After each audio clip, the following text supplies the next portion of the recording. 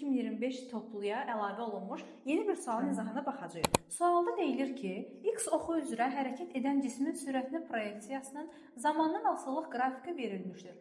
Onun bərabər yeyinləşən hərəkəti müddətində getdiyi yolun uzunluğunu hesablayın. VT qrafiki verilib və biz VT qrafikində bərabər yeyinləşən hissəyə uyğun olan yer dəyişməni tapmalıyıq. Deməli, biz VT qrafikindən əvvəla bərabər yeyinləşən olan hissəni müəyyənləşdirməliyik. Mən baxıram ki, birinci hissədə, yəni 0-dan 3-ə kimi olan zaman müddətində cisim bərabər yeyinləşən, 3-dən 6-ya kimi olan hissədə cisim bərabər sürətli, 6-dan 7-yə olan hissədə isə cisim bərabər yavaşlayan hərəkət edib. Deməli, bizə lazımdır ki, bərabər yeyinləşən hərəkət müddətində getdiyi yolun uzunluğunu hesablamaq. Biz nə edəcəyik? Bərabər yeyinləşən hərəkət müddətinə uyğun fiqurun sahəsini tapsaq, elə həmçinin getdiyi yolu tapmış olacağıq. Çünki biz bilirik ki, VT qrafikindən alınan fiqurun sahəsi bizə gedilən yolu, yəni S-i verir. Və bizdə VT qrafikində alınan fiqur üçün trapesiyanın sahə düsturu oturacaqları cəminin yarısının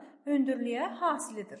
Deməli, biz burada oturacaqlara fikir verməliyik. Burada oturacaqları müəyyənləşdirsək, kiçik oturacaq 2, böyük oturacaq 10, hündürlüyümüz isə 3-ə bərabərdir. Verənləri yerinə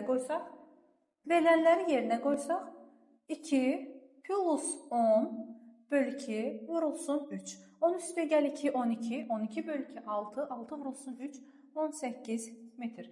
Cavab B variantı.